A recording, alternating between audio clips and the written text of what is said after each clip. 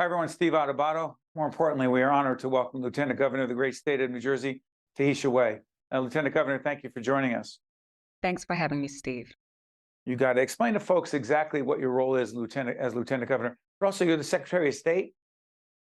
Yes, yes. As Lieutenant Governor, of course, I work alongside our Governor, Phil Murphy, second in command, and I'm here to further his agenda of stronger and fairer New Jersey. Whenever he is unavailable, like by way of example, out of the state on business, that's when, I will become acting governor. But you did mention my cabinet position that I still hold since 2018 as New Jersey's Secretary of State, serving as the chief election officer, among other portfolios, which buttress, if you will, our state's culture, arts, history, and business outreach. Let's talk about your role as Secretary of State, making sure the elections in the state are done the right way, et cetera, et cetera. The graphic will come up. It says 2024, democracy in danger. And I'll tell you why. The question of election integrity and people trusting the results of elections matters. When 70 to 80% of Republicans polled, multiple polls, believe that the 2020 election was not legitimate and that Joe Biden was not elected legitimately and Donald Trump was, the election was stolen from him. What the heck message does that send about people's faith in elections, A, and B, give people a reason to have D's, R's, independence, have more faith in elections, please? Well, that's an important question because election security for me and my team here in New Jersey is always top of mind. And I can even think back through the pandemic. You mentioned 2020.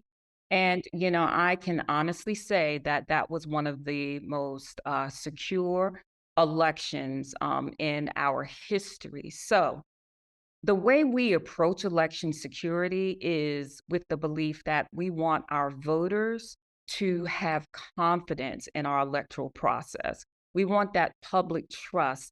And in doing so, that is why we have different approaches, if you will. The first will always require us having a collaborative team approach, and that is extensive security training and workshops for our county and local election officers.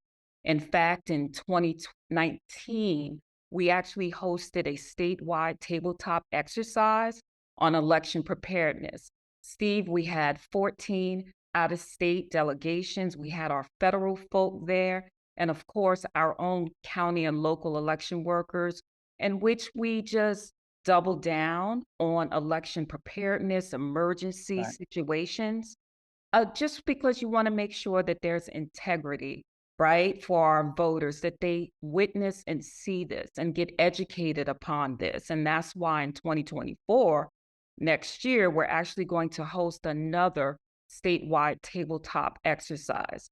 Now, other partnerships that we have on a daily basis is with our state, New Jersey Office of Homeland Security that shores up all of the infrastructure, if you will, from a cyber point. We also partner with the state police, with the state attorney general's office. And in fact, our Homeland Security and Preparedness Office in my division of elections, we just established the Election Security Task Force, which includes all of these different layers of governmental partners and even some non-governmental organizations, just making certain that we remain proactive instead of reactive, that we identify and mitigate any threats to our elections. I'm sorry for interrupting. Does that also include the concerns about artificial intelligence influencing, impacting, affecting, infecting election results? Well, what I do know is on a national level, the Department of Homeland Security, they have a division called CISA, okay? Not the singer, but the CISA. Okay, And, and it's an and acronym for what? yes, and they're really the ones who are in charge of overseeing the cyber threats nationally, and they partner with our local, our state Homeland Security, and of course, everyone, these various, how can I say, enforcement and legal and just cyber homeland preparedness entities are laser focused on the AI too. Before I let you go, people want to know who our lieutenant governor is. By way of background, tell us about your family real quick. Okay. Well, my husband and I, proud Passaic County resident. He was running back for the New York Football Giants. We have four daughters, ranging from the ages of 26 to 9, and our 9-year-old, along with our dog, our Maltese. They run the house, and I think they run it well.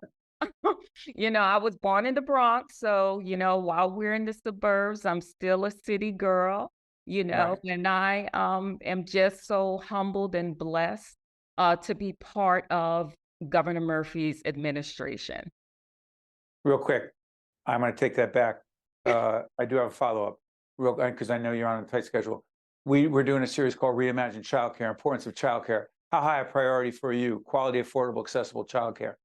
Oh, most definitely. I am so again thankful to be part of an administration which understands the need for affordable and quality childcare. This, of course, is personal to me as a mom, Right. of four kids. But recently, as we saw, the governor announced 51.9 million in federal grant funding to expand 30 preschools. Then I think it was last month, I had the privilege of announcing pre-K expansion in Cherry Hill with the additional 14,000 seats in the 195 districts as a whole. So that's a good thing, to be part of this because our kids are our future, and we understand that the preschool years are the formative years, and we want to make sure that they excel on all fronts.